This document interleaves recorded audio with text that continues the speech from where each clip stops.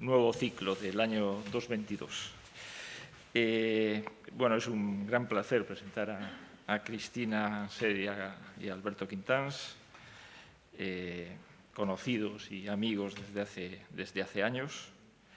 Ellos me recordaban el otro día cuando nos conocimos ahí de la mano de Javier Fernández, del Ayuntamiento de Santiago, al que yo creo que muchos de nosotros los que estamos aquí estamos muy agradecidos por tantas cosas y quiero también ponerlo de manifiesto. Bueno, ellos me han pasado un currículum, la verdad es que lleno de modestia, porque se limitan a decir que son arquitectos en La Coruña desde el año 2003, que comparten estudios del año 2005 y que se dedican un poco a la actividad de la arquitectura centrada en la obra nueva, la rehabilitación, el espacio público y el interiorismo, ¿no? Pero no puedo dejar de resumir primero, pues, buscando su página web, los premios o parte de los premios que he recibido, sobre todo en estos últimos años, ¿no?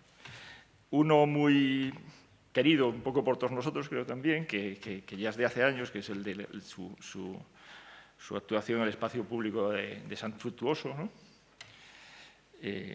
Tan reseñado, y recientemente pues, por varias intervenciones, sobre todo en rehabilitación en casas y en obra nueva con la sede eslavesa, varios premios de grande área, premios del Colegio de Arquitectos, y este año mismo pues, el premio el Cora Design Award a la mejor arquitectura joven de Galicia, ¿no? Recientito salido del horno, ¿no? Eso da idea un poco de su progresión constante en el campo de la arquitectura. Creo que nos van a hablar, básicamente, por lo que me han dicho, van a centrar un poco su discurso en la explicación de 3 obras alrededor de la rehabilitación, la obra nueva y el interiorismo. La primera y la última de ellos, rehabilitación e interiorismo, yo creo que son las claves que ilustran de una manera muy clara su trabajo y su habilidad. Yo creo que su trabajo nace de un reconocimiento del interior como, digamos, en relación con un trabajo como de sastrería, diría yo, ¿no? Como un trabajo de tejido, ¿no? El exterior de sus edificios suele ser muy neutro, es muy respetuoso con el tejido urbano, no quiere aparecer demasiado, ¿no? Y es en el interior, con ese trabajo muy afinado, tanto de patronaje como de cosido, reconociendo en la junta, digamos, entre la junta entre las cosas, en la junta entre los materiales, sacando de esa junta en la idea que tenía Kant de la junta como ornamento, ¿no? De donde sacan todo, yo creo, el mayor partido de su obra, ¿no? Pensando un poco en ese trabajo de sastre y de tejido, lógicamente me hace pensar en Adolf Loos, siempre, ¿no? Y entonces me fui a su artículo sobre el principio del revestimiento y encontré una cosa que me gustó y que creo que tiene que ver bastante con vuestro trabajo, que es básicamente esa idea de revestimiento, pero bajo una urdimbre constructiva muy rigurosa, ¿no? Y lo que dice Adolf Loos, básicamente, es esto, si soy capaz de leerlo, claro. Para el artista, todos los materiales son igual de valiosos, pero no son igual de adecuados para todas sus finalidades. La solidez y la ejecución exigen materiales que a menudo no están de acuerdo con la finalidad propia del edificio. Pongamos que el arquitecto tuviera aquí la misión de hacer un espacio cálido y habitable. Las alfombras son cálidas y habitables. Este espacio podría resolverse poniendo una de ellas en el suelo y colgando 4 tapices de modo que formaran las 4 paredes. Pero con alfombras no puede construirse una casa. Tanto la alfombra como el tapiz requieren un armazón constructivo que los mantenga siempre en la posición adecuada. Concebir este armazón es la segunda misión del arquitecto. Este es el camino correcto, lógico y real que debe seguirse en el arte de construir. Bueno, pues yo creo que vuestro trabajo, por lo que he visto yo, se cuida y preserva muy bien esa idea de alfombras, de encontrar esa atmósfera cálida, ¿no? Casi de manta, ¿no? Después dice Losch que la manta es el detalle arquitectónico más antiguo, y es bonito eso. Y además dice que en alemán manta y cubierta tienen una misma raíz, ¿no? Entonces, esa idea de manta, pero construida alrededor de ese armazón constructivo sólido, que también reconoce Losch como la segunda misión, dice él, del arquitecto y de la arquitectura. Entonces, bueno, sin más, con estas breves palabras, pues os dejo y nos dejo a todos con ellos. Gracias. No tenemos nada más que hablar.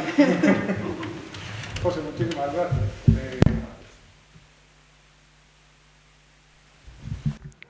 Pues la verdad es que muy emotivo, ¿no? Realmente enlaza con algunas ideas que se van a deslizar ahora, por lo cual, bueno, muchas gracias por la presentación. No sé si estamos a la altura. Y, bueno, gracias. Estamos muy agradecidos de que nos hayáis invitado a estar aquí. Para nosotros realmente es un privilegio. Y lo decimos también un poco con cierto pudor al estar aquí y presentar nuestro trabajo por lo que decías tú ya, porque está Javier, que para nosotros significó muchísimo en nuestra carrera. Javier, gracias. Y porque estamos con vosotros y compañeros que cuando nos encontramos en aquellas épocas erais gente que ya admirábamos por vuestro trabajo, ¿no? Y todavía tenemos esta cierta sensación como de pipiolos, ¿no? Todavía de estar ahí. Bueno, pues eso, por eso estamos agradecidos y encantados de estar aquí.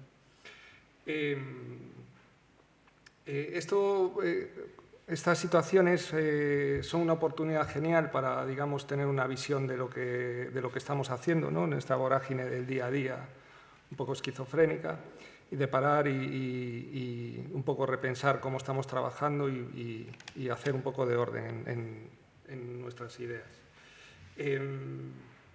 Tenemos la sensación de que a veces para explicar las cosas es más importante la relación que hay entre ellas que los hechos en sí mismos, ¿no? Casi los hilos que unen, pues, las distintas obras o las distintas ideas, los distintos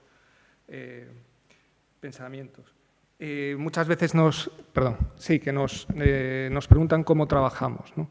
Y tenemos la sensación de que trabajamos como todos, pero quizás hay en estudios con varias personas que algunos se especializan más, uno se especializa más en el lado constructivo, el otro o llevar las obras, otro tal. No es nuestro caso, realmente mantenemos como esta ilusión un poco de niños de hacer proyectos o intentarlo, ¿no? Esta cosa un poco loca quizás que es construir.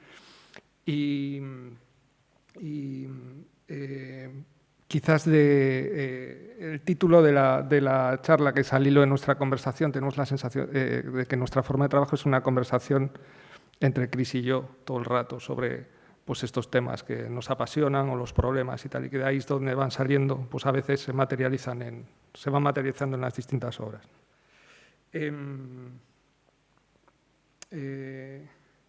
Nos parecía también interesante poner este título al hilo de nuestra conversación para que esto no se convirtiese o no tuviésemos la tentación de que fuese un manifiesto o que tuviese una pretensión moral de ningún tipo, ¿no? Simplemente es como una continuación, es como poner en la mesa algunos de los ingredientes que a nosotros nos parecen importantes y contarlos, ¿no? Y en este sentido, dentro de esta conversación siempre, cuando recapacitamos, hay imágenes, ideas que nos persiguen ya desde siempre, ¿no? Y queremos mostraros un par de ellas. Espera, falta... Desapareció la primera. Bueno, después está por ahí. La primera era el pabellón de Dan Graham, era un pabellón de cristal de Dan Graham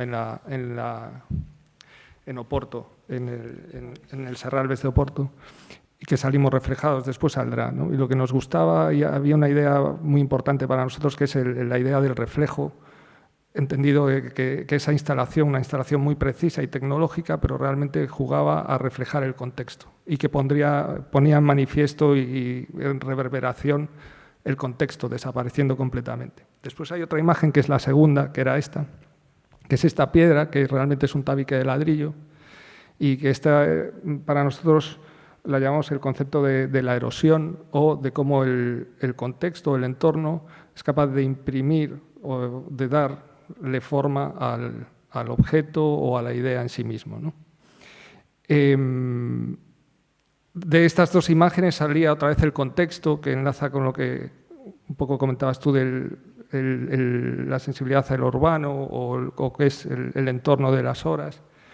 Y el contexto, bueno, también entendido como nuestras realidades, ¿no? Que Cris de Santiago, nacida en Santiago, yo de Vigo. Ahora mismo, bueno, hemos trabajado mucho tiempo juntos aquí en Santiago, yo ahora vivo en Vigo, Cris aquí. Digamos que hay un pie en Santiago, un pie en Vigo.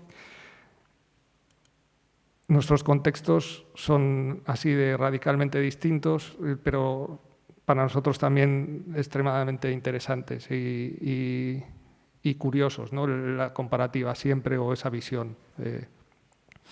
Y en este sentido vivimos tiempos interesantes, ¿no? Eso es una frase que usaban los eruditos chinos cuando le deseaban a alguien que vivas tiempos interesantes, que realmente le estaban deseando que le estaban diciendo que su vida iba a tener unos reveses y bueno, no era positivo, ¿no?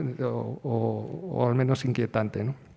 Y así lo creemos porque tenemos la sensación de que navegamos, y en estas conversaciones es algo que siempre sale, en un entorno en el que los símbolos a los que estamos acostumbrados están perdiendo su significado o lo están mutando, ¿no? Este es el ejemplo de nuestros dos contextos vitales, ¿no? El nuevo espacio público del Vialia de Vigo,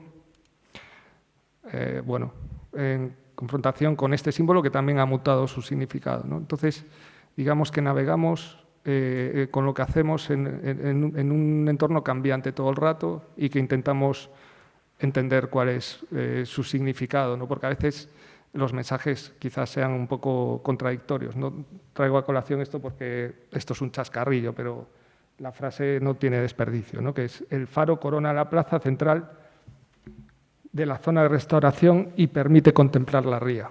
Es difícil saber cuál es el significado, cuál es la simbología o qué hay detrás, ¿no? Y esto llevado a todos los niveles de qué ideas hay detrás, ¿no? O en qué mundo estamos trabajando, finalmente. Todo esto lo resumimos con que realmente el cambio es lento, pero es continuo y es radical, ¿no? Y que nos movemos en un mundo que nos gustaría pensar, entender todo el rato. La sensación que cuando nos aproximamos a algo es entender cuál es el significado, de dónde estamos trabajando, y quizás para construir un significado nuevo, o un símbolo nuevo, ¿no? Si no es muy pretencioso. Entonces, a partir de aquí, bueno, os vamos a enseñar 3 obras, que son las que decías, una más de restauración, otra obra nueva e interiorismo, y que lo que esperamos que al hilo de la conversación que se vea lo que hay detrás o cuáles fueron las intenciones, nada más. Bueno, yo voy a empezar contándoos esta primera obra, que es una obra de rehabilitación de una vivienda entre medianeras en Santiago. La elegimos, bueno, por proximidad, porque está aquí en Santiago, y porque es una de las más recientes, ¿no? Y también por otra cosa, y es que lo que contaba, bueno, en este contexto cambiante, la verdad es que los primeros 15 años, ahora llevamos como 18 trabajando juntos, es que no se repetía nada. O sea, nos llegaba, pues eso, hicimos el jardín, después una iglesia, luego un informe pericial, está por ahí Bernárdez, hicimos unos cuantos, tasaciones, no sé, o sea, era como que no se repetía nada nunca, ¿no? Y decíamos, ¿cuándo vamos a poder aprender algo para ponerlo en la siguiente, o sea, extraer algo, ¿no? Y quizás de las pocas cosas que se fueron repitiendo fueron estas, ¿no? De viviendas entre medianeras, y es lo que nos permitió hacer como un hilo conductor entre ellas y aprovechar las experiencias de unas a otras. Nos movemos eso, en crujías entre 3, 5,5, en general en los cascos históricos de Santiago y de Vigo, ¿no?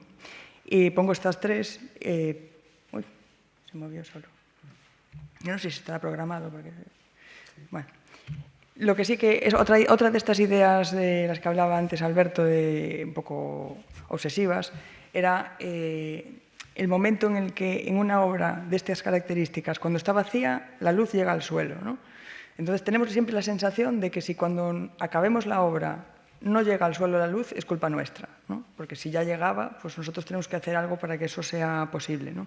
Y este tipo de casas lo que tienen es ese hándicap, ¿no? Que en general son muy alargadas, muy largas, y en la parte trasera o en el centro incluso no tienen luz. Entonces nuestra obsesión es esa, y con lo que trabajamos en todas estas obras, que pues, pueden ser 6 o 7 que hicimos hasta ahora, trabajamos en sección, intentando como tejer alrededor de esa estructura que asumimos como inamovible. O sea, nos sentimos cómodos trabajando con la estructura tradicional de ese tipo de vivienda e intentando que llegue lo máximo posible abajo. Entonces, pues, por ejemplo, 2 que hicimos muy parecidas en Santiago y en Vigo, pues eran pues, este tipo de sección, ¿no? Viviendas en las que no podíamos tocar ni la fachada, ni la parte de atrás, ni la cubierta, nada. Entonces solo podíamos jugar a meter luz por la parte de atrás de una forma muy sencilla, a modo de lucernario. Esta es la de Vigo, ¿no? Consiguiendo que llegase luz a la parte oscura, es lo más sencillo. En otra, por ejemplo, en Vigo, que sí pudimos movernos por la parte de atrás, porque ese contexto que hablaba Alberto, ¿no? Entre Santiago y Vigo, sí que hay cosas muy diferentes. El casco histórico de Vigo no tiene nada que ver con el de aquí, ¿no? Está muy tocado, prácticamente no quedan edificios conservados de forma original, ¿no? Entonces, en ese sentido hay más libertad en algunas cosas. Y, por ejemplo, en esta vivienda sí pudimos retranquearnos de tal forma que la parte de arriba pues, mete luz prácticamente hasta el sótano, ¿no? Que es este salón, ¿no? Retranqueamos para meter luz hacia la escalera desde el lucernario ese. Pero la que yo os voy a explicar es esta, ¿no? Que es la de SAR, en la que es un poco lo más exagerado de estas estrategias, que es que la parte de atrás se convierta en la más luminosa. Ya no es meter luz, es que comparado con la calle es 1000 veces más luminosa, ¿no? Era una vivienda de estas características, que estaba semienterrada y a la que nosotros ya le habíamos echado el ojo pues hacía 10 años, porque llevaba en venta muchísimo tiempo y cada vez que alguien nos preguntaba que si conocíamos a alguna vivienda por ahí para comprar y tal, le decíamos esta y salían corriendo, ¿no? Porque nadie se creía lo del patio detrás. O sea, hacíamos la sección esa y le decíamos, mira, que es que yo creo que es posible hacer este patio y tal, y decían, sí, pero vamos, con otra gente, conmigo no. Hasta que aparecieron unos amigos, que eran amigos de toda la vida nuestros, y que confiaron ciegamente, a pesar de sus familias, que no confiaban mucho, y bueno, nos dejaron hacer con total libertad lo que quisimos. Y bueno, ya veis, el interior de esta vivienda era, pues que no había nada que... Bueno, no había nada que conservar prácticamente. Claro, en este contexto decimos, vale, y si no hay nada que conservar en esa vivienda de 6x5, se puede considerar rehabilitación. Decíamos, esto es obra nueva prácticamente, ¿no? Y digo, pero sí que creemos que el hecho de estar trabajando en casco histórico, asumiendo esos sistemas y esa forma de hacer, aprendiendo de lo que había y proponiendo algo que va en consonancia con eso, sí nos parece que es rehabilitar, no la vivienda en sí, a lo mejor sí el casco histórico en general, ¿no? Nos gusta sentirnos en esa especie de cadena en la que somos uno más, ¿no? Y bueno, volviendo a la imagen de antes, vemos la vivienda original, que era un fondo de 6, y el planeamiento permitía llegar hasta 12.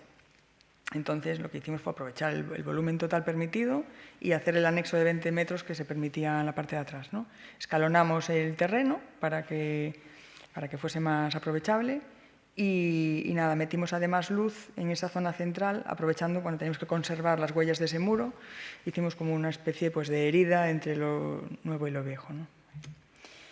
La distribución de la vivienda, pues veis en planta baja, esta zona de entrada, recibidor, lavandería, baño, y una zona de día de cocina, salón, y en la primera planta hay 3 habitaciones con un baño y en la última planta un espacio diáfano de multiusos con un pequeño aseo. Esa es la distribución. Entonces jugamos con el mismo sistema constructivo, con vigas de madera de castaño macizas, pero no jugando a viga-vigueta. Aquí teníamos un problema muy grande y es que la altura de planta baja eran 2 metros escasos. Entonces, cualquier centímetro que pudiésemos arañar a la altura libre y habitable, pues era bienvenido. Y además, esa sensación de sencillez de la estructura nos parecía que favorecía para que la casa pareciese más ancha, ¿no? y más espaciosa. En la zona de entrada veis que aparecen 2 peldaños aquí, bueno, tuvimos que rebajar un poco ese nivel para conseguir los 2,30, ¿no? Y vemos como aquí sí que jugamos con esa vigueta para conseguir la altura, para no dar cabezada aquí básicamente. Y si vemos esa entrada desde la zona de corazón de la casa, bueno, pues quisimos conservar el ambiente de los portales de Santiago, en los que, bueno, aparece esa baldosa hidráulica, en este caso revisitada, pero bueno, con esos ambientes un poco más fríos, menos cálidos, sí. Aquí vemos ese patio que formamos alrededor de lo que quedaba del muro y alrededor de la otra parte del muro generamos una escalera que lo que hace es que, bueno, pues exageramos un poco a partir de dónde la casa es nueva, ¿no? En la planta primera, este patio, lo que hacemos es alinear un montón de ventanas, ¿no? Para conseguir que desde la calle tengamos una visión del jardín, ¿no? Directa. Y entonces eso amplía, porque en estas viviendas nos parece muy importante, además de meter luz, ampliar las directrices, o sea, las visiones tanto longitudinales como en transversal, ¿no? A través de lucernarios que enfocan el cielo, pues jugamos a conectar diagonalmente los espacios.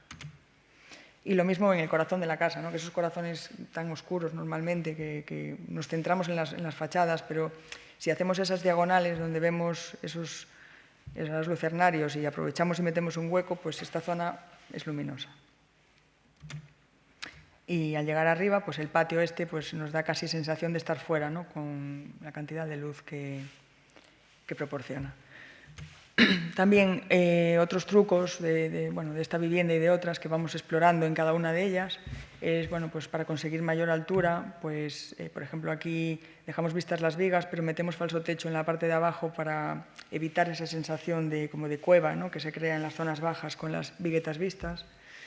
Y en las habitaciones, bueno, una cosa que hacemos tantos, ¿no? Que no solo nosotros, ¿no? Al llegar a la ventana, intentar aprovechar esa altura para dar un poco más sensación de espacialidad, sacrificando una especie de trastero, maletero, que podría haber en la planta de arriba, ¿no? Otra cosa que nos gustó mucho, bueno, de este y de las otras, es trabajar con el mismo material para estructura, para suelo y para muebles, que en este caso es el baño, pero que trabajar con el mismo material para todo nos parece algo que con pocas cosas más se puede hacer que con madera, ¿no? Y este es la otra parte del baño, donde también aprovechamos esa altura y las vistas, ¿no? Ya en la planta de abajo, esta es la cocina, la cocina de carpintero, en la que, bueno, ellos pudieron hacer a medida exactamente lo que necesitaban. Y como dejamos a la vista, pues cuando tenemos la oportunidad de dejar textura a la vista, la dejamos porque nos parece que enriquece siempre, ¿no? Tanto pues eso, las ventilaciones de las vigas como lo que podamos dejar de medianería, como este refuerzo que hizo falta de hormigón, ¿no? para esa zona. Y hay otra cosa que aquí Iván le va a hacer mucha gracia, que es la visión periférica. Eso es otra historia, pero que nos gusta mucho pensar que la arquitectura no es fotografiable. Estamos intentando transmitiros a través de fotos, pero realmente como la vives es en 3 dimensiones, ¿no? Y esto enlaza mucho con lo de la Casa Invisible que empezamos a organizar con el Colegio de Arquitectos, porque creemos que el hecho de estar en este salón con la ventana encima, aunque tú no lo percibes, cambia mucho la sensación, ¿no? Deja de ser una cueva, a lo mejor ese espacio, y pasa a ser algo un poco más, que da un poco más sensación de libertad, ¿no? Que sería esto, ¿no? Que si vemos aquí que no hay ningún tipo de luz, a veces da la luz directa en este sofá, ¿no? Si no hubiese ningún tipo de luz, probablemente sería más cueva. Y lo que vemos nosotros detrás de esta imagen no es solo esto, sino que con rayos X vemos esto, ¿no? Que quizás es el momento más complicado de la obra, porque aquí a lo que le teníamos miedo todos era esta excavación, porque es una parcela muy estrechita, y los medios auxiliares, bueno, pues era complicado llevarlos hasta abajo, que pasasen la puerta, o sea, fue un momento complejo, de esos que después no se ven, pero que nosotros, bueno, lo tenemos ahí, y en el que agradecemos, pues eso, el encargado de obra, que fue una persona pues valiente, que supo en cada momento cómo llevar la situación. y que bueno, que ahí quedó detrás. Y después, otro detalle pues, con el que tuvimos bastante cuidado en esta obra concreta y fue el tema de las carpinterías, ¿no? Bueno, pues porque cuanto más luz podamos meter ahí, pues implica que más estrechos serán los marcos, más altura tendrán las ventanas. Llegamos a 2,70 en la parte del salón y bueno, era un poco reto a nivel estructural de la propia carpintería. Pero bueno, lo fuimos resolviendo con cosas como, por ejemplo, la última viga, ¿no? La pasamos hacia la habitación a modo de zócalo, entonces la ventana llega hasta arriba de todo, por eso esa sensación así como de mayor altura. O, pues eso, pedirle la fresa, bueno, aquí no se ve mucho, pedirle, pues eso, qué tipo de fresa para intentar apurar lo máximo posible todos y cada uno de los perfiles para aprovechar y no meter montantes que no tenían uso, ¿no? Digamos que todo es parte de la hoja. Este es el patio y esta es la otra parte del patio hacia la cocina. Bueno, y el caso es que cuando nos fuimos de allí, y bueno, ahora mismo pues prácticamente lo que vemos es lo que había antes, pero pintado. Y decía antes José que desde fuera que no se veía mucho, pues que realmente precisamente íbamos a contar eso porque nos sentimos especialmente cómodos con esta situación, ¿no? Con la sensación de ser anónimos en lo que se refiere a la ciudad, porque nos parece que es algo más grande que nuestra obra, y con esta sensación que esta es la imagen que faltaba antes, que al moverla para aquí me la cargué del otro lado, ¿no? No sé para qué. Pues que como que la ciudad se está moviendo, pero de una forma muy lenta, y queremos participar así de ese movimiento más lento, ¿no? No crear algo más estridente pues, que tenga que ver con nuestra personalidad, ¿no? Es algo que decía José y que tiene razón, lo hacemos. Y en parte tiene que ver con esto, que está aquí Nacho, que tiene mucho que ver con esta obra, no con esto, sino con una serie de obras que fuimos haciendo a lo largo de los años, ya más de rehabilitación, de restauración, que es algo que nos encanta y que muchas veces parece que nos sentimos hasta casi esquizofrénicos, ¿no? Porque esto es un tipo de hacer que lo que genera es imágenes en las que la gente nos pregunta que si esto ya estaba así o lo hicimos nosotros, ¿no? O sea, como que no tiene por qué necesariamente ser algo nuevo, ¿no? Entonces, en esto nos sentimos... Bueno, aquí sí que aparece la imagen esta de lo de Dan Graham, porque parece que no tiene nada que ver, pero sí que tiene que ver. O sea, cuanto en obras en las que desaparecemos, nos gusta que ese pozo del tiempo, que no nos lo carguemos o que intentemos ir en consonancia con él. Y en este tipo de obras pues aprovechamos para profundizar en materiales, ¿no? En sistemas, que si en piedras, rejuntados, en cal, madera, bueno, todos estos sistemas que al final también tienen mucho que ver con las obras nuevas que hacemos, pero que, bueno, con muchísimo respeto y con muchas ganas de pasar desapercibidos, ¿no? Pero que al final, si vemos esta imagen y vemos la vivienda, pues todo tiene que ver en el fondo. Pero estamos en lugares en los que no nos apetece que desde fuera se vea que estamos allí. Y luego hay otros lugares, que os va a contar ahora Toyo, como estos, en los que tenemos que aparecer y aunque es de otra forma, también tiene mucho que ver. Sí, y de repente ahí estamos en esa explanada, dos arquitectos anónimos y nos encargan el showroom de aluminios eslaves. Nos lo encargan, de hecho, y lo hacemos de la mano, estrechamente de la mano de Santiago Tajuelo. Y claro, esto llega quizás si no nos hubiese tocado la megacrisis que arrastramos del 2008, quizás nuestra tendencia natural hubiese sido a dedicarnos más a la rehabilitación o a ese otro tipo de obras, ¿no?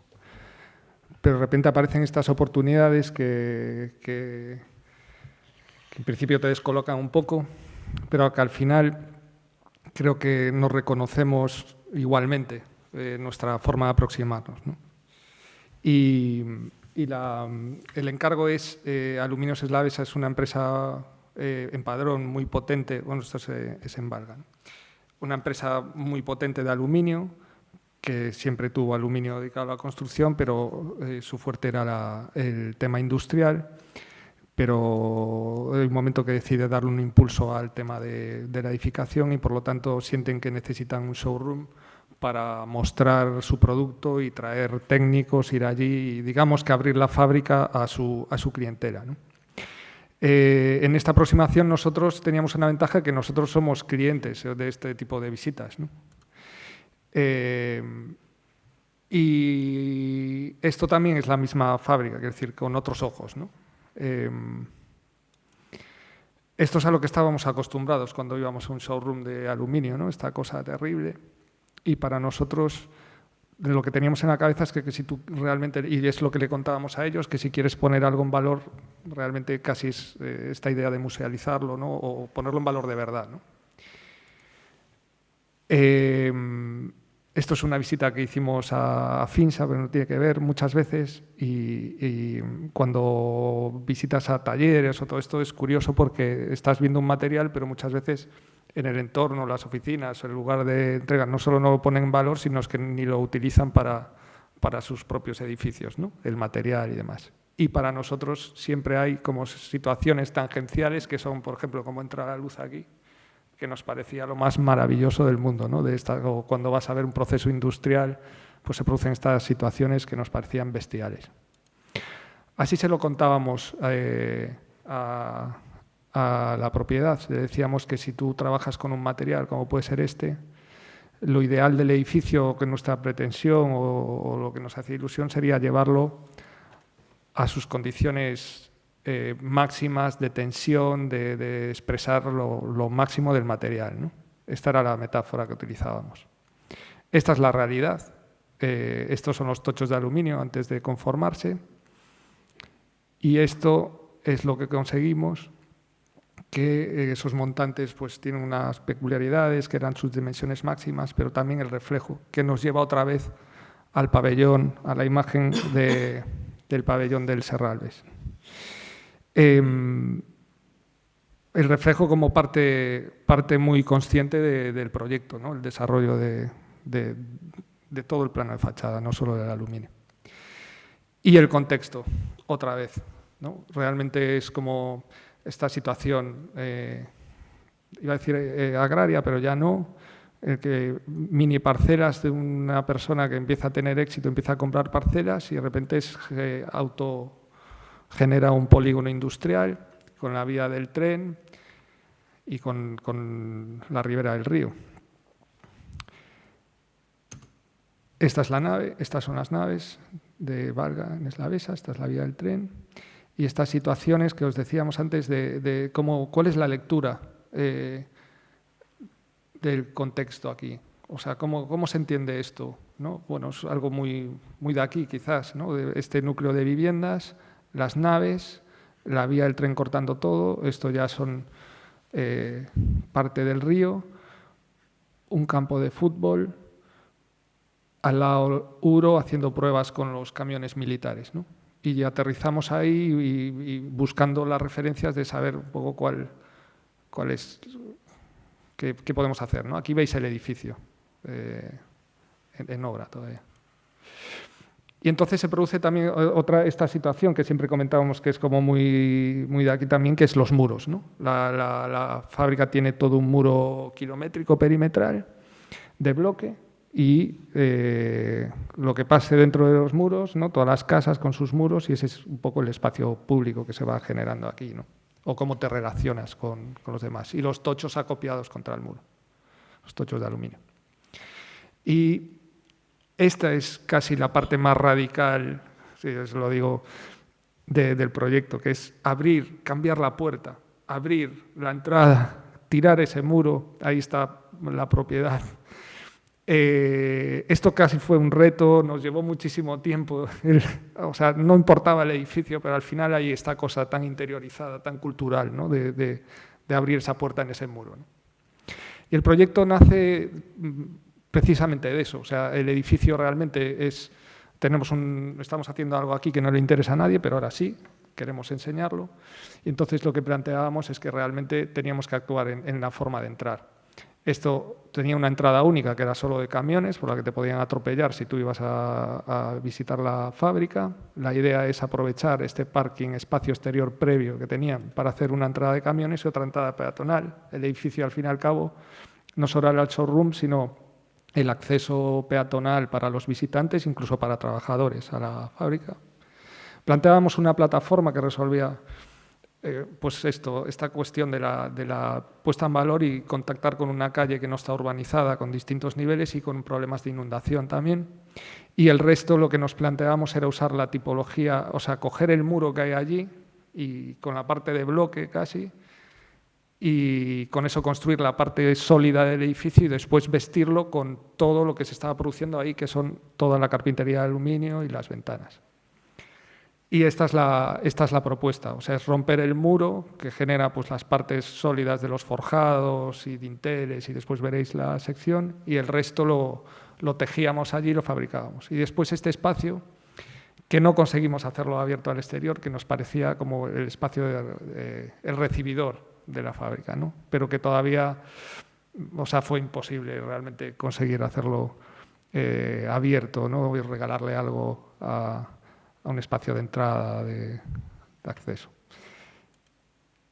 Y esto enlaza con las conversaciones y tal, porque hacía unos años anteriores que habíamos hecho esta guardería en Teo y que pensamos en la forma de entrar y que a partir de ahí casi construíamos el resto del edificio. Esta guardería está colocada en un chaflán.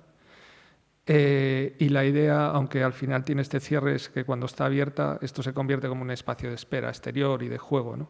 Reforzando la idea de en qué parte de la calle y cuál es la esquina importante. Y después que sale la galería como parte reconocible de entrada.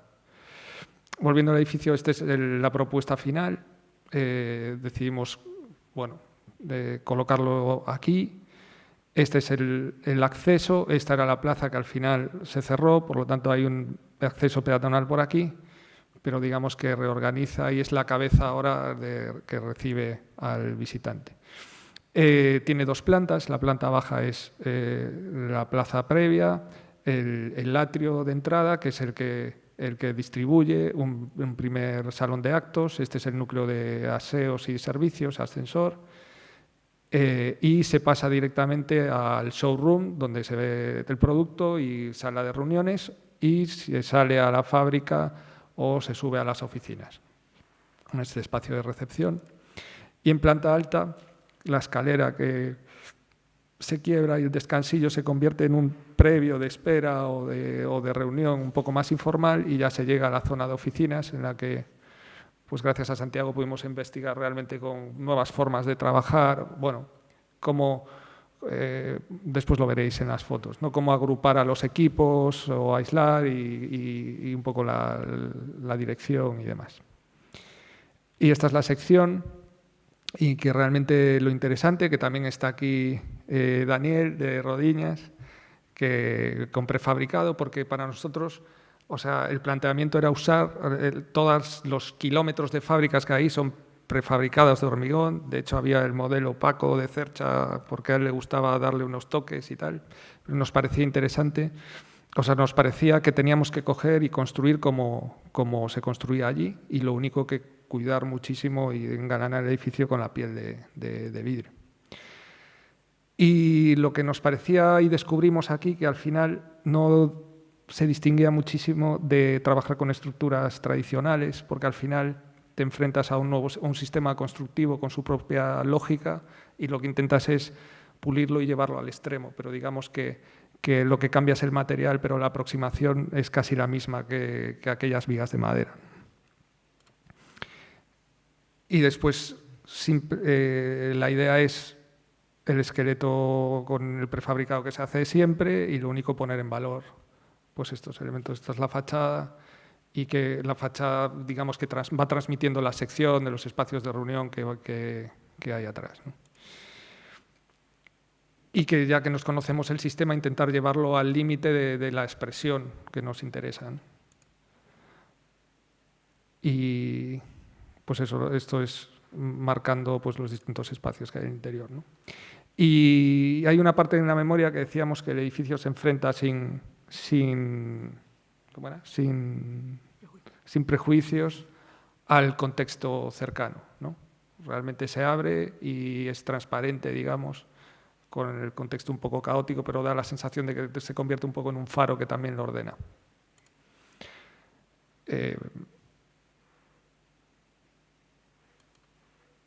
Este atrio tiene dos planteamientos básicos. Uno era lo que decíamos, que el edificio podría ser una base ya para hacer pruebas. Quiero decir, la modulación es 1.20 porque digamos que todas las fachadas, todos los módulos que se prueban es a 1.20, ¿no? Podría ser una percha en la que pudiesen ir probando sus distintas tecnologías.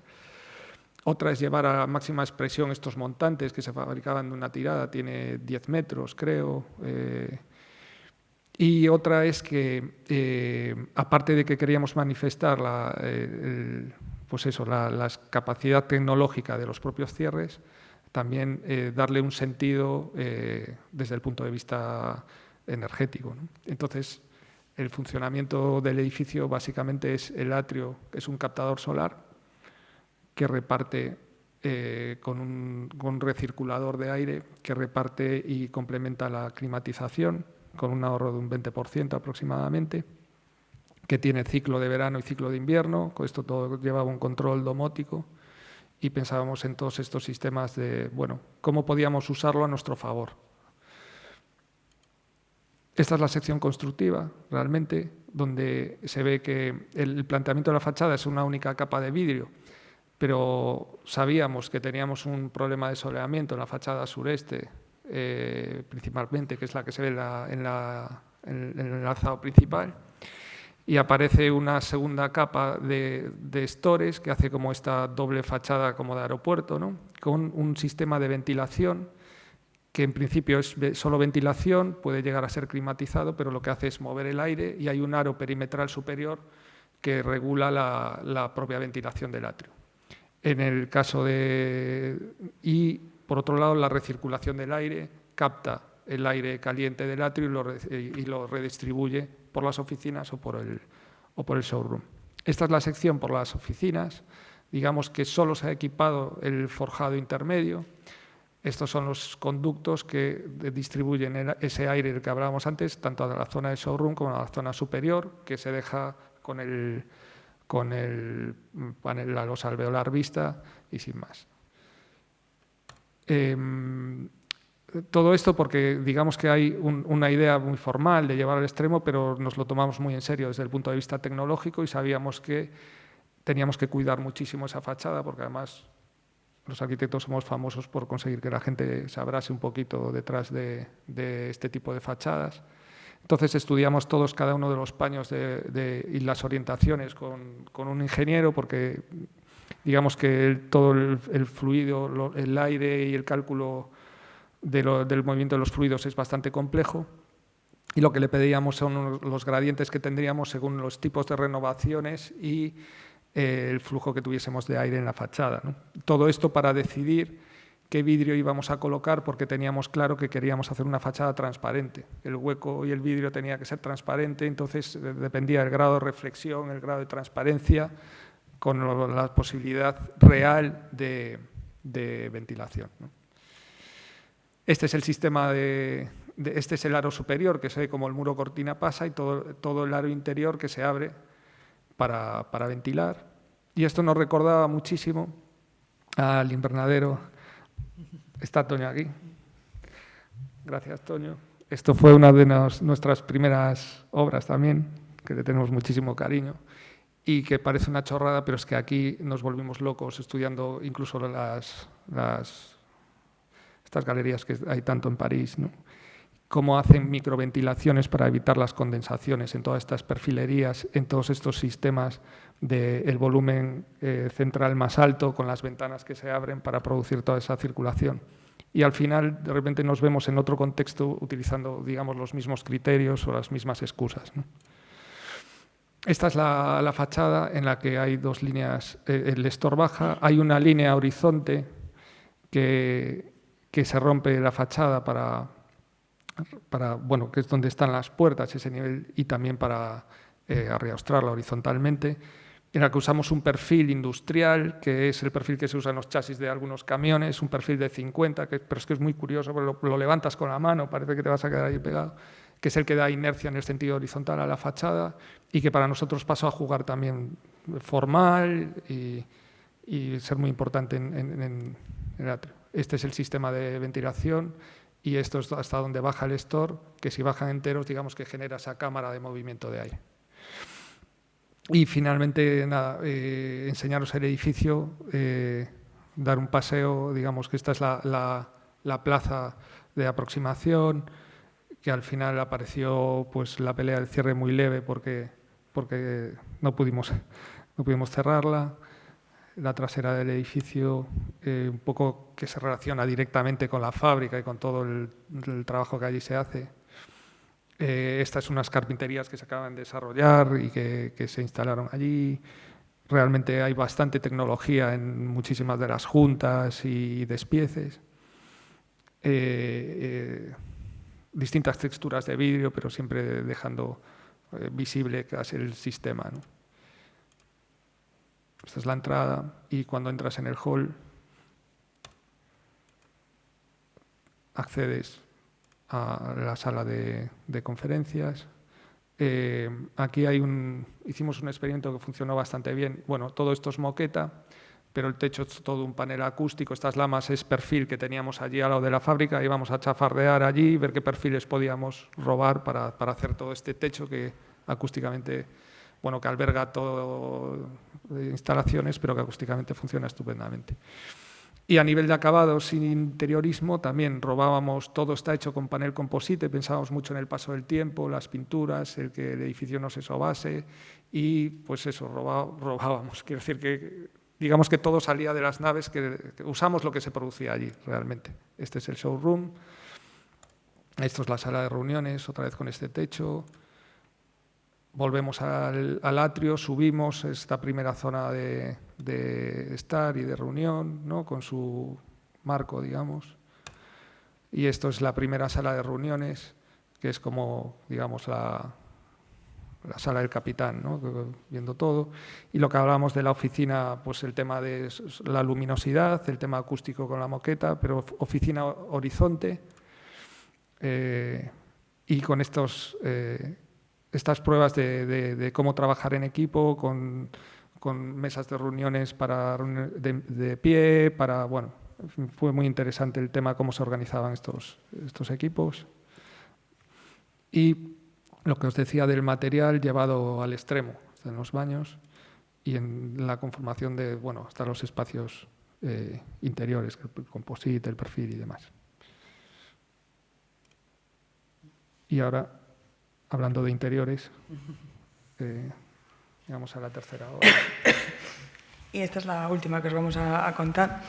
Elegimos tres de tres temas diferentes, ¿no? Rehabilitación, obra nueva y proyecto interior, que en realidad no encontramos tanta diferencia entre esas categorías, pero bueno, como es algo habitual clasificar las obras así, pues nos sumamos. Y una vez más, pues tenemos un contexto diferente. En este caso, como es interior, pues lo malo de las obras interiores es eso, que no podemos controlar de una forma diferente cómo entra la luz, no podemos modificar fachadas, ¿no? Bueno, es otra forma de trabajar. Pero, bueno, aquí lo que estábamos es trabajando en esta zona, que eran unas oficinas que llevaban en alquiler y en venta pues más de un año y que no eran capaces de sacarlas. Entonces, la propiedad decidió que a lo mejor pues, podíamos intentar un cambio de uso. Entonces, bueno, estudiando normativa y bueno, por las características que tenía este local, que ya veis que en la parte más baja pues, tenía casi 3 metros, pues fue posible. Se entraba a través de un portal, entonces, bueno, por varias coincidencias así de la normativa fue posible transformar el uso en uso de vivienda. Y entonces ellos pensaban, bueno, pues de esa forma pues conseguiremos meterlo en el mercado, pues porque falta vivienda y sobran locales, ¿no? Y esto es un tema que a raíz de haber hecho esto nos preguntan un montón de gente por este tipo de proyectos, porque creemos que por aquí debería cambiar incluso la normativa, ¿no? Porque ahora mismo hay tantos locales vacíos que hay muchas opciones. El local por dentro estaba muy compartimentado, eran oficinas, ya veis un techo así, bueno, pues de escasos 3, por ahí, 2,90, una cosa así, bastante compartimentado, y que solo tenía fachada a la calle. O sea, la parte de atrás estaba totalmente a oscuras, entonces, bueno, tenía espacios de este tipo.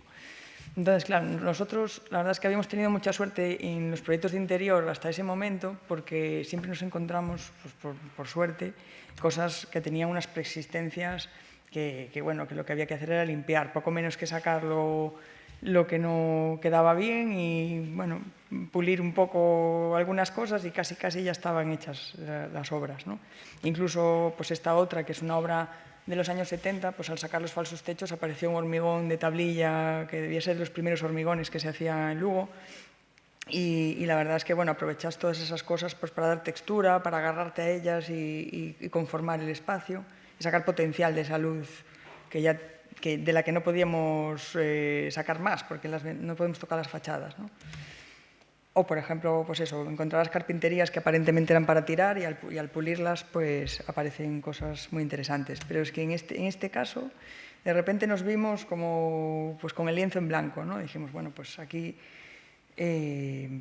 da la sensación de que esta vista no queríamos tenerla. Dijimos, bueno, pues seguro que cuando rompamos el falso techo en alguna cata va a aparecer ahí algo maravilloso, ya nos esperábamos, no sé, encontrarnos, como siempre, algo estupendo. Y no, esto es una foto ya de la demolición, pero haciendo catas, eso es lo que veíamos, ¿no? Que aparecía un forjado de vigueta bovedilla normal, no había nada. Dijimos, bueno, pues nada, pues lienzo en blanco. Entonces, esto era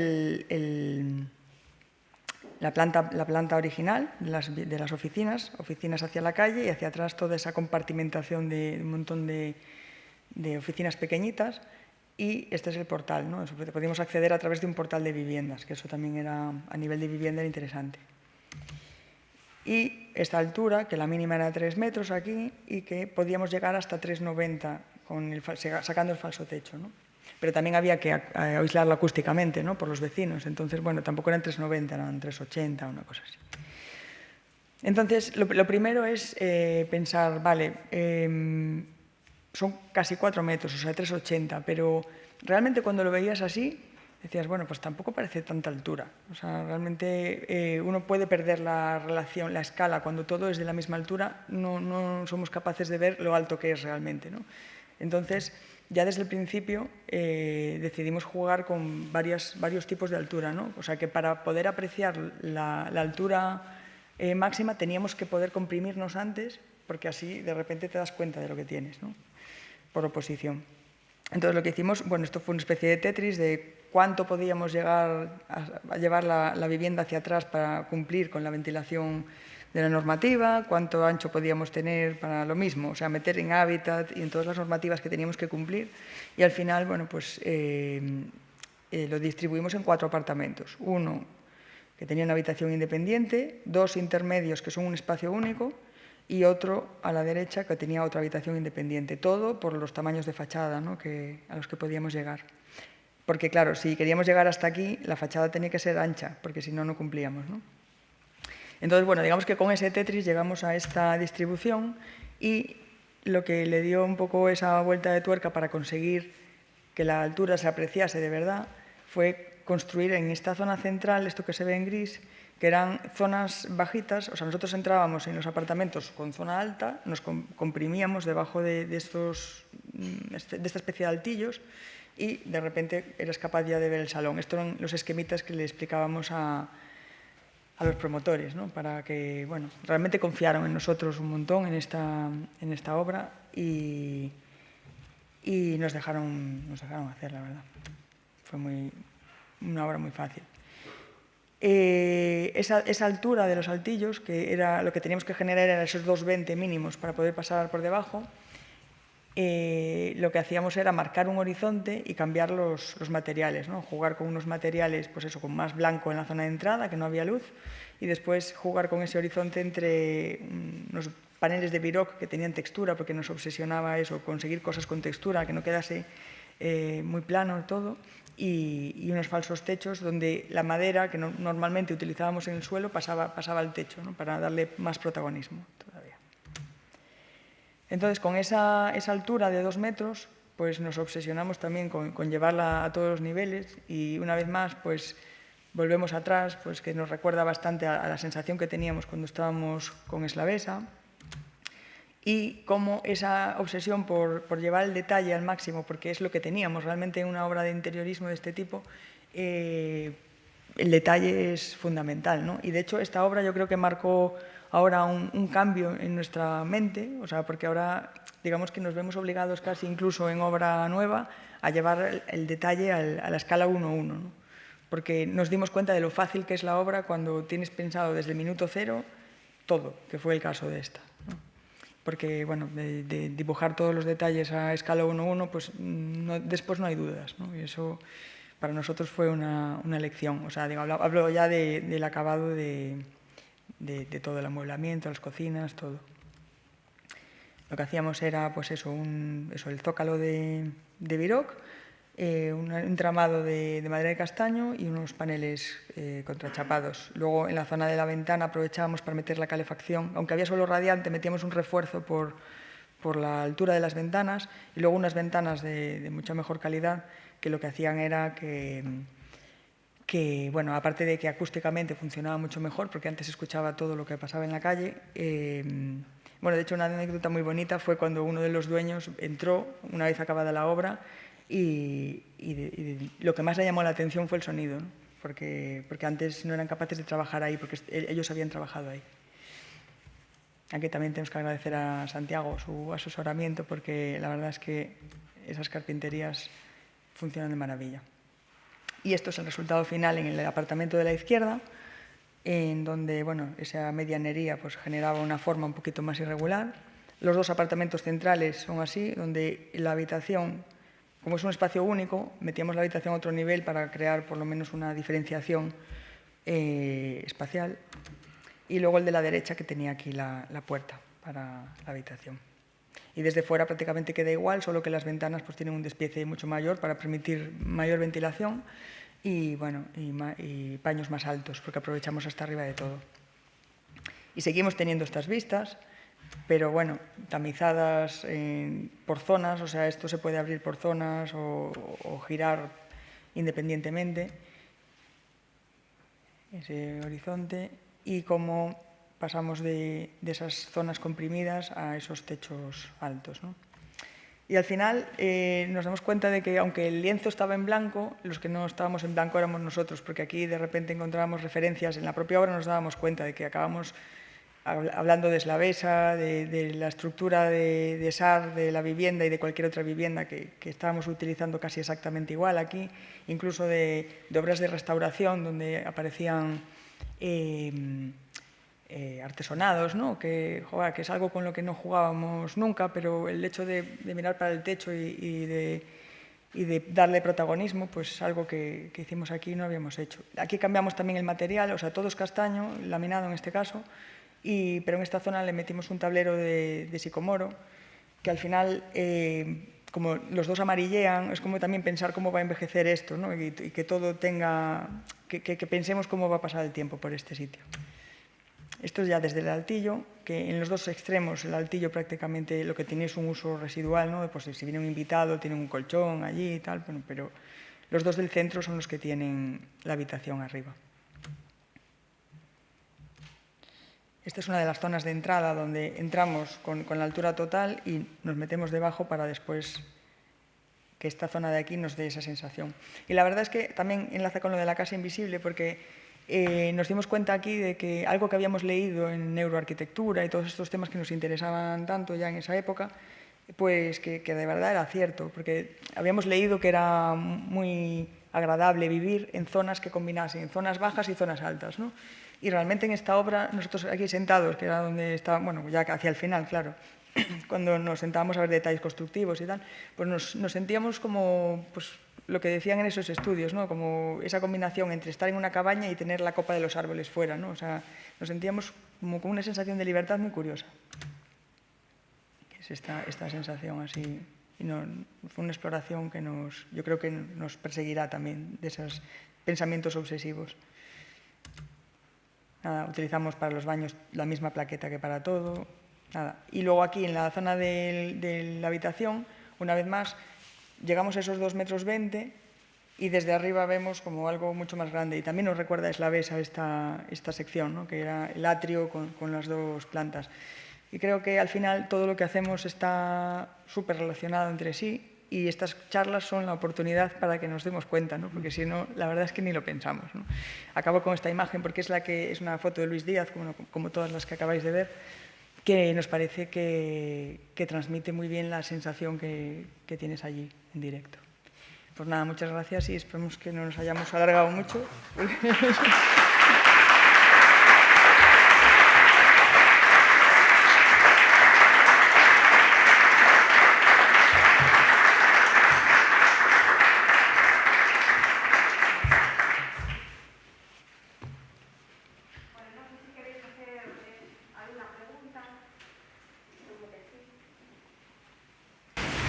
No, José siempre suele romper el...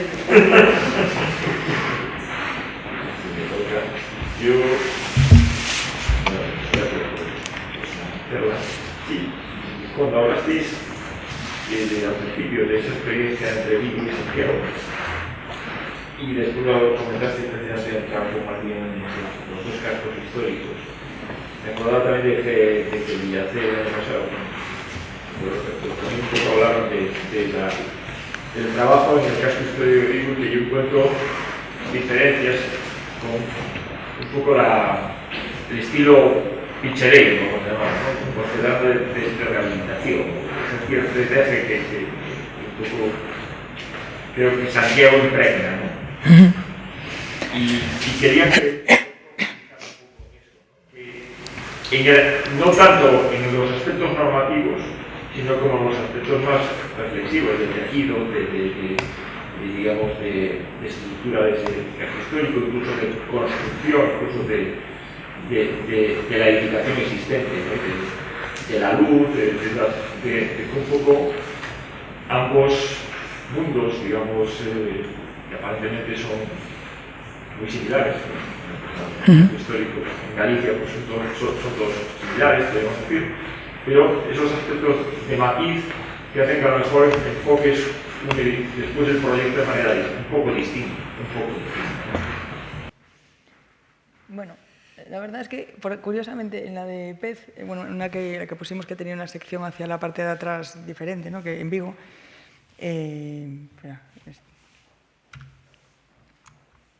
bueno, digamos que en esa calle se están haciendo un montón de obras. Nosotros mismos hicimos otra muy diferente en esta, ¿no? que tiene esta sección. En esa zona se están haciendo un montón de obras y realmente fuimos, yo creo que los más conservadores en relación a la fachada, quizás con más libertad, porque podíamos haber tomado más libertad, quizás precisamente por eso, ¿no? Por tener un pie aquí y no ser capaces de desdoblarnos mentalmente, ¿no? Y tampoco querer, o sea, porque cuando tenemos esas persistencias realmente nosotros lo disfrutamos, ¿no? Pero sí es cierto que allí era hasta sorprendente, nos lo decía alguna gente. De hecho, enfrente justo teníamos una obra de Alfonso que trabajamos con él un montón de tiempo y es un amigo nuestro muy cercano y pero como que le parecíamos un poco, a lo mejor, un poco conservadores de más, ¿no? con esto. Pero bueno, son diferentes aproximaciones. Para mi gusto, Vigo, bueno, ahora mismo está tan tocado que permite trabajar de otra forma. O sea, realmente hay muy pocas calles en las que uno perciba, como percibimos en Santiago, un casco histórico casi intacto, ¿no? A mí, yo personalmente lo agradezco, o sea, porque creo que tenemos muchísimas oportunidades de hacer un montón de cosas en otros sitios, ¿no? Y hay muy pocos cascos históricos conservados. Y yo personalmente lo veo pues, algo como un regalo a las siguientes generaciones que puedan seguir pues, sabiendo cómo eran esas ciudades, ¿no? Sí, hay una situación que yo creo que hay una crítica muy inmediata, pero que es real, que yo creo que el casco viejo de Vigo hay grandes partes que ya se han perdido, ¿sabes? Está en un límite ya irrecuperable. Y de ahí vienen también quizá estos grados de libertad, ¿no?, a mayores. Y yo creo que a nosotros nos gusta también ser un poco... Quiero decir que decías lo normativo, pero es que ni acompaña a veces el contexto burocrático, digamos. O sea, construir en madera, estáis locos, la termita, ¿sabes? Se hace muy complejo. Cuando algo aquí es natural, de repente allí es una odisea. Desde el punto de vista de la construcción también.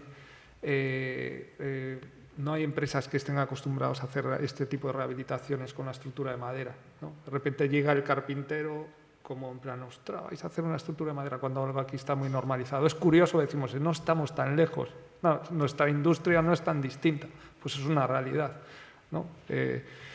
La obra de Pez fue una odisea porque no había un conocimiento de la madera. Y en Bouzas pasó lo mismo, una empresa que nunca había hecho esto. Esa es una diferencia tal. Pero yo creo que después hay otro matiz, que esto es una discusión que siempre tenemos, que es qué concepto hay de la ciudad en Vigo, del uso de la ciudad, casco histórico y no casco histórico, ¿no? Es como que tiene más tamaño, es más ciudad, pero en ciertos aspectos es menos ciudad, en cuanto a la imagen colectiva y el uso, y valorar también el casco viejo, ¿no? Es como que el fin de semana la gente se escapa y entonces el espacio público, el casco viejo o el espacio público que poníamos antes parece una coña a veces, ¿no? Pero bueno, al revés también, o sea, realmente el tener un pie allí y ver con más libertad también esto es interesante, o sea, está muy cerquita y solo con dar un paseo llegas aquí como con la sensación de que la piedra pesa menos también. No sé, a nosotros nos gusta esa combinación. Pero bueno, sí es cierto que a lo mejor somos un poco conservadores en cuanto a, no sé, a los exteriores. Pero yo creo que también estamos hablando como de sistemas y tal, pero casi es la experiencia, lo que decías antes, de la sensación de los espacios realmente. Creo que eso es lo que queda, al margen de la cuestión teórica de la rehabilitación más dogmática o no. Yo creo que lo interesante de la mezcla, esto es que con lo que te quedas es con los resultados, ¿no? Los espacios que consigues con una cosa o con otra. Sí, del interior. Hay como cierta libertad. A mí la verdad es que me sorprendió lo que dijo José al principio, porque yo no sabría definirlo así, pero es que es eso. Yo me reconozco bastante en eso. Sí. Cuando así tengo pensamientos un poco grandiosos también. No lo de digo lo del principio de todo.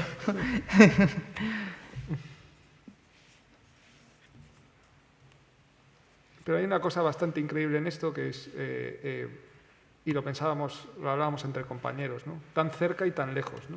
Quiero decir que nos conocemos todos y tal, pero estamos tan cerca, igual que en Coruña, ¿no? Pero son mundos que a veces parecen tan diferentes, tan distintos, que es curiosísimo, realmente.